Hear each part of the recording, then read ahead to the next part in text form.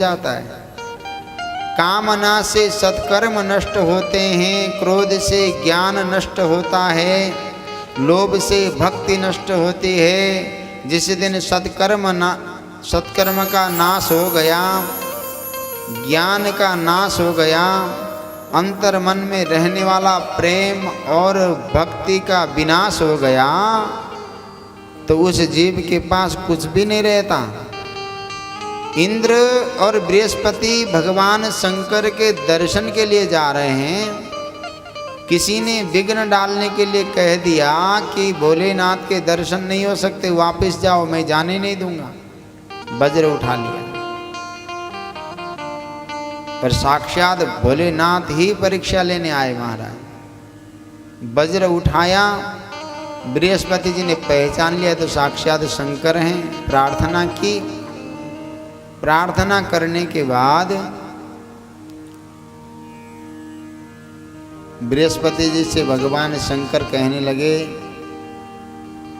हे बृहस्पति जी, आपकी स्तुति से मैं आपको उत्तम वर देता हूँ। इंद्र को जीवन दान देने के लिए इसी कारण से अब आप जीव इस नाम से विख्यात हो जाओगे। परंतु मेरे ये तीसरे नेत्र से जो मारने वाली शक्ति उत्पन्न हुई, इसे मैं दूर फेंक देता हूँ, जिससे इंद्र को पीड़ा न पहुँचाए।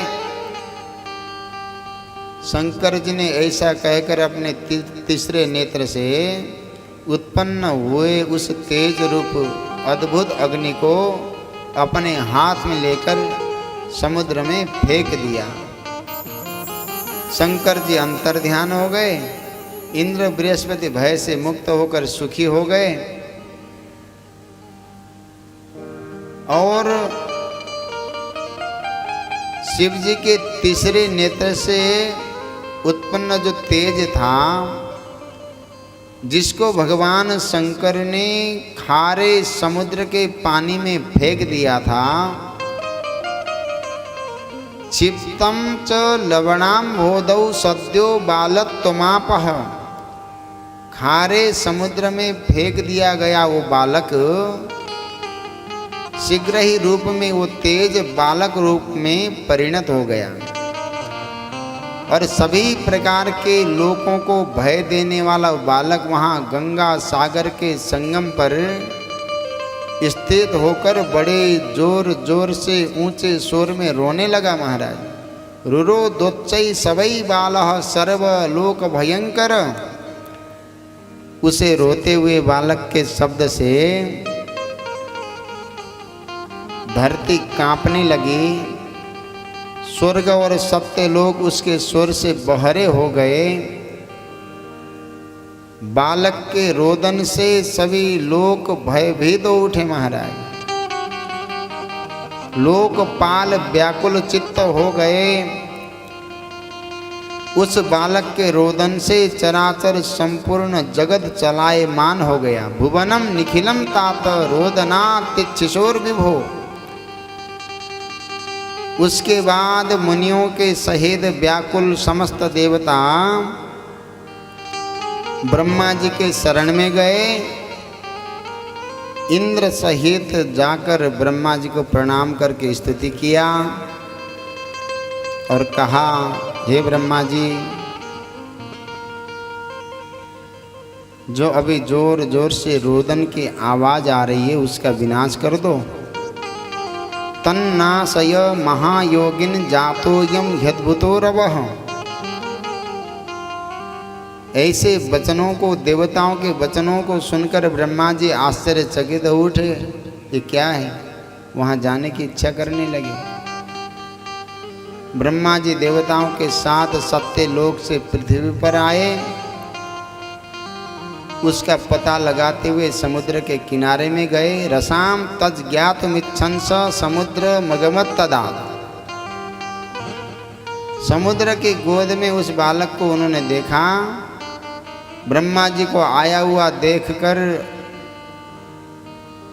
सागर ने देव रूप धारण करके सिर झुकाकर प्रणाम किया ब्रह्मा जी को और उस बालक को ब्रह्मा जी के गोदी में डाल दिया महाराज। और अत्यंत विस्मय में पड़े हुए ब्रह्मा जी ने समुद्र से ये वचन कहा, हे समुद्र, जल्दी बताओ ये अद्भुत बालक किसका पुत्र है? जल राशे द्रुतम ब्रूहि कस्यायम शिशुरद्भुतः। ब्रह्मा जी के वचन को सुनकर समुद्र बड़ा प्रसन्न हुआ। हाथ जोड़कर नमस्कार करते हुए ब्रह्मा जी से कहा, हे ब्रह्मा जी, मुझे गंगा सागर के संगम पर यह बालक अकस्मात प्राप्त हुआ। मैं नहीं जानता कि वो किसका बालक है। अब आप इसका जातक आदि संस्कार करो, इसके जातक संबंधी समस्त फलों को बताओ। जब समुद्र ब्रह्मा जी से इस प्रकार की बात को कह रहे थे, तभी उस बालक ने ब्रह्मा का गला पकड़ लिया महाराज। ब्राह्मण मग्रहित कंठे विधुन बंतम मुहुर्मुहु। बार बार ब्रह्मा जी उससे अपना गला छुड़ा रहे थे। ब्रह्मा जी गला छुड़ाने का बहुत प्रयत्न कर रहे थे। उस बालक ने इतने जोर से उनका कंठ दबाया कि ब्रह्मा जी के आंखों से आंसू आने लगे। पीड़ितस्य च कालेय नेत्राभ्याम मगधत जलम। तब ब्रह्मा जी ने किसी प्रकार उस महातेजस्वी समुद्र पुत्र के दोनों हाथों से अपना गला छुड़ाया। फिर समुद्र से कहने लगे, अरे समुद्र, मैं तुम्हारे इस पुत्र का समस्त जातकोक्त फल विचार करके कहता हूँ। इसने मेरे नेत्रों से निकले हुए जल को धारण किया, इसलिए यह जलंधर नाम से प्रसिद्ध होगा। नेत्राभ्याम विधृतम यस्मात् अनेनैव जलम मम तस्मात् जलंधरेति यः ख्यातो नामना भवत्वसौ। इसने मेरे गला पकड़कर जिस प्रकार से मेरे आँखों से निकलने वाले आंसुओं को धारण किया,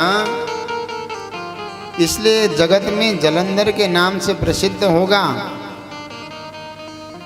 और यह इसी समय तरुण सर्वशास्त्रवेत्ता महापराक्रमी धैर्यवान भयानक योद्धा संग्राम में सबको जीतने वाला और ऐश्वर्य से संपूर्ण होगा।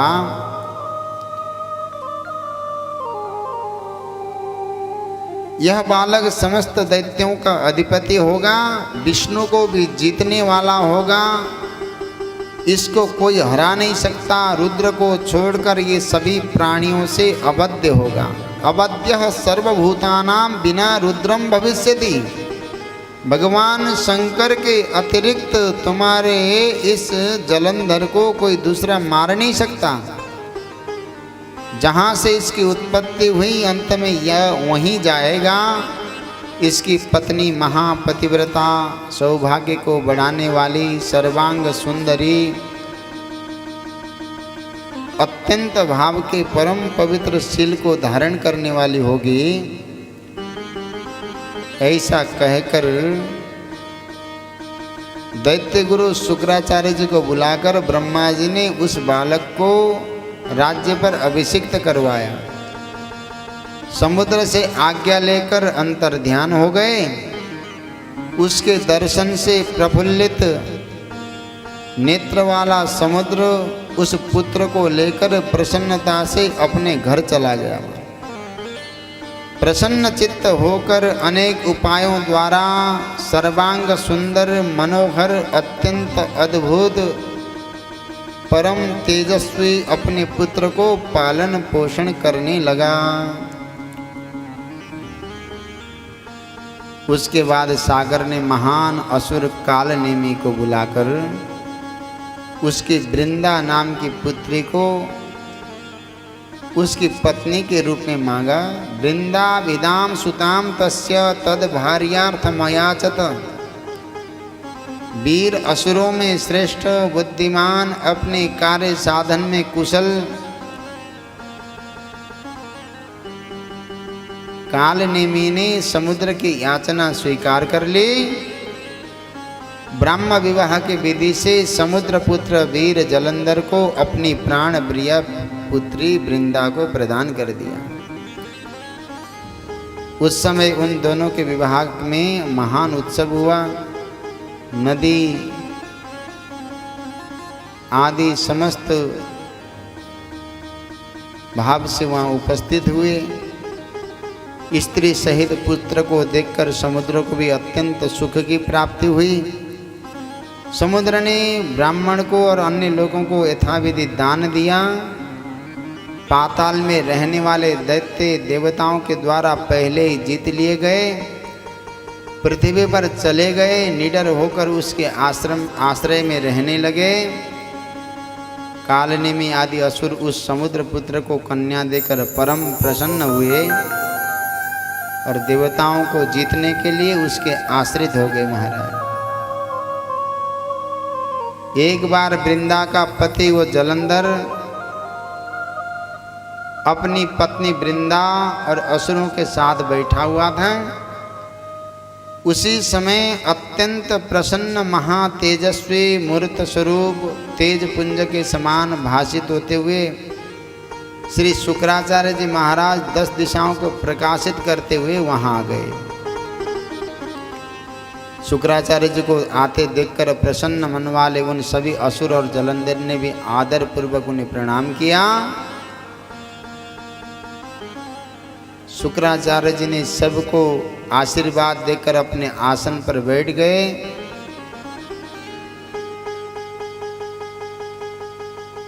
और बड़े प्रेम से शुक्राचार्य जी के पास सिंधु पुत्र जलंधर प्रेम से अपनी सभा को देखकर प्रसन्न हुआ। और समुद्र पुत्र जलंधर ने अत्यंत पवित्र भाव से शुक्राचार्य जी से पूछा, केनेदं विहितं राहो शिरच्छेदनकं प्रभु तद्ब्रूहि निखिलं वृत्तं यथावत् ततो गुरु। जलंधर ने शुक्राचार्य जी से पूछा, हे गुरुदेव, राहु के सिर को किसने काटा? उस संपूर्ण वृत्तांत को आप मुझसे ठीक ठीक कहो। समुद्र के पुत्र जलंधर के इस वचन को सुनकर दैत्य गुरु शुक्राचार्य जी शिव जी के चरण कमलों का स्मरण करके यथार्थ रूप में कहने लगे, जलंधर, मैं तुम्हें उस परम पवित्र सारा वृत्तांत को सुनाता हूँ। पूर्व समय में विरोचन का पुत्र हिरण्यकश्यप का प्रपौत्र वीर बलवान और धर्मात्मा बलि नाम का राजा हुआ। उससे पराजित होकर इंद्रजीत सभी देवता स्वार्थ साधन में अत्यंत निपुण थे। महाराज, वो लोग सब विष्णु भगवान की शरण में गए। उन्होंने अपना संपूर्ण वृत्तांत उनसे कहा। तब छल कर्म में निपुण देवताओं ने विष्णु की आज्ञा से अपनी कार्य के सिद्धि हेतु समझौता कर ली। इसके बाद भगवान विष्णु के सहायक उन सभी देवताओं ने अमृत के लिए दैत्यों के साथ आदर पूर्वक समुद्र मंथन किया। उसके बाद दैत्य शत्रु देवताओं ने समुद्र मंथन से उत्पन्न हुए संपूर्ण रत्न स्वयं हरण कर लिया। यत्न पूर्वक छल से अमृत ग्रहण कर लिया, उसका पान भी कर लिया। अमृत पान से बलशाली हो गए। इंद्र सहित देवताओं ने विष्णु की सहायता से असुरों को पराजित कर दिया।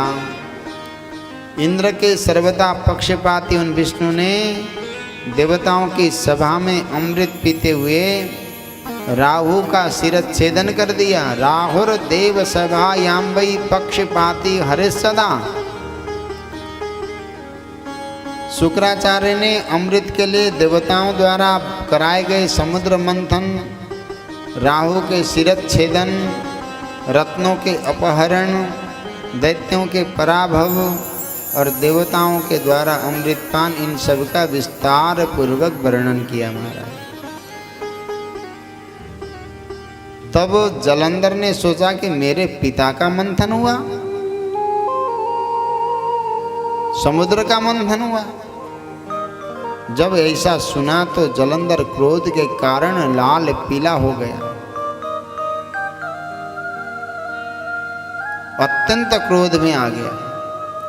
उसके बाद उसने शीघ्र ही घस्मर नामक अपने उत्तम दूत को बुलाकर उससे अपने सारा वृत्तांत को कहा और जो बातें उसको दैत्य गुरु शुक्राचार्य ने बताया था उस सब अपने घस्मक नाम के दूत को कहने लगा और बहुत प्रकार से सम्मानित करके अभय करते हुए उस कुशल दूत को प्रेम पूर्वक इंद्र के पास भेजा। महाराज उस समुद्र पुत्र जलंधर का वो बुद्धिमान घस्मर नामक दूत बड़ी शीघ्रता से देवताओं से युक्त स्वर्गलोक को गया। वहाँ जाकर वो दूत शीघ्र ही सुधर्मा सभा में पहुंचकर बड़े अहंकार के साथ इंद्र से कहने लगा, जलंधरोब्धितनय सर्वदैत्य जनेश्वर सुप्रतापी महावीर स्वयं कवि सहायवान। समुद्रपुत्र जलंधर सभी दैत्यों का अधिपति महावीर और शुक्राचार्य का शिष्य है। मैं उसी वीर का उस जलंधर का घस्मर नामक दूत हूँ। घस्मर कहते हैं भक्षक को, और उस घस्मर नामक दूत ने कहा मैं घस्मर हूँ, भक्षक नहीं हूँ। दूतो हम तस्य वीरस्य घस्मराख्यो न घस्मरः। मैं घस्मर नामक दूत हूँ परंतु भक्षक नहीं हूँ। उसी वीर के द्वारा भेजे जाने पर मैं तुम्हारे पास आया हूँ। सर्वत्र अप्रतिहत आज्ञा वाले महान बुद्धिमान संपूर्ण देवताओं को जीतने वाले जलंधर ने जो कहा है उसको ध्यान से सुनो। तो जलंधर का जो उद्घोष था वो चिट्ठी थी, उसको बड़े प्रेम से देवराज इंद्र को सुनाने लगे। जलंधर ने कहा था, तुमने किस कारण से पर्वत के द्वारा मेरे पिता समुद्र का मंथन किया, मेरे पिता के सारे रत्नों को अपहरण कर लिया, तुमने ये उचित नहीं किया। उन रत्नों को अभी शीघ्र लौटा दो।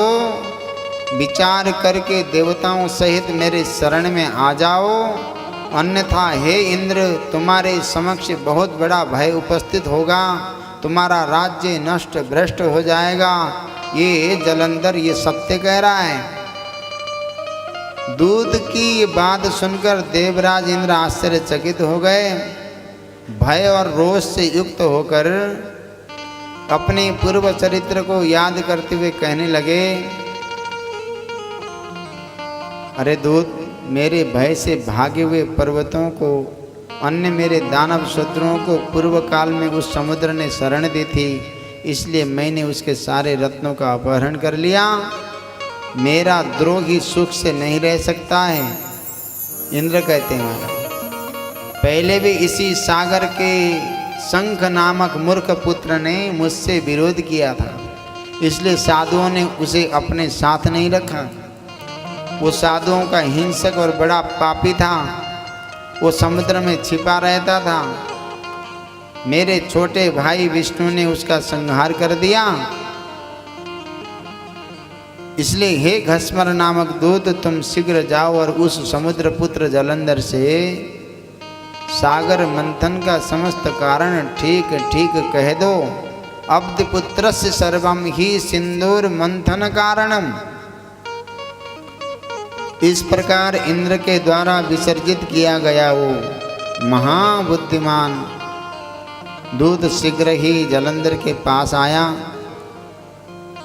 और इंद्र के द्वारा कही गई संपूर्ण बातों को जलंधर से कह दिया। इंद्र के वचन को सुनकर जलंधर के होठ फड़कने लगे। महाराज जल्दी ही सभी देवताओं को जीतने की इच्छा से प्रयत्न करने लगा और उस जलंधर के प्रयत्न करते ही सभी दिशाओं में पाताल से करोड़ों दैत्य आकर उपस्थित हो गए। दितिजा प्रत्यपद्यन्ते कोटिश कोटिशस्तथा।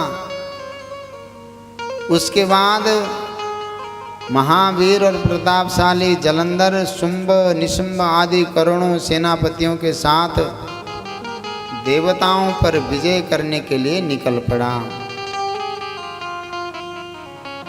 अपनी संपूर्ण सेनाओं को साथ लेकर स्वर्ग में पहुंच गया। उसने शंख बजाया, सभी वीर चारों ओर से गरजने लगे। ददमौ शंखम जलदिजो नेदुर वीरास सर्वतः। इंद्रलोक पहुंचकर उस दैत्य ने संपूर्ण सेना के साथ सिंहनाद करते हुए नंदन वन में डेरा डाला। नगर को चारों ओर से घेर कर उसकी बड़ी सेना को देखकर देवता कवच धारण करके युद्ध के लिए अमरावतीपुरी से निकल पड़े। निर्युस तोमरावत्या देवा युद्धाय दंसिता। उसके बाद देवता दानव की सेनाओं के बीच भयानक युद्ध होने लगा। एक दूसरे के ऊपर दौड़ने लगे, एक दूसरे पर प्रहार करने लगे और अनेक प्रकार के राक्षसों को देवताओं ने मार दिया। परंतु शुक्राचार्य जी अमृत संजीवनी विद्या के द्वारा अभिमंत्रित जल बिंदुओं से युद्ध में मरे हुए दैत्यों को जिंदा करने लगे। विद्या मृत जीविन्या मंत्रित स्तोय बिंदु भी। और बृहस्पति जी भी द्रोण पर्वत से बारंबार दिव्य औषधियों को लाकर देवताओं को जो युद्ध में मार गए उनको जिंदा करने लगे। तब जलंधर ने देवताओं को पुनर्जीवित होते देखकर क्रोध में भरकर शुक्राचार्य जी से कहा, हे गुरुदेव, मेरे द्वारा युद्ध में मारे गए देवता कैसे जीवित होते जा रहे हैं? मैंने तो सुन रखा है कि संजीवनी विद्या आपके अतिरिक्त किसी के पास नहीं है। शुक्राचार्य जी ने कहा, अरे ये बृहस्पति द्रोण पर्वत से औषधियों को लाकर देवताओं को जीवित कर रहा है। मेरी बात को सुनो। यदि तुम विजय चाहते हो तो मेरी हितकारी बात को ध्यान दो। तुम शीघ्र ही इस द्रोण पर्वत को अपनी भुजाओं से उखाड़कर समुद्र में डाल दो। जय मिच्छसि चेत्तात शृणु मे वचनम शुभम ततः शोरम भुजाभ्याम तम द्रोण मब्धा उपाहर। शुक्राचार्य जी के द्वारा इस प्रकार कहे जाने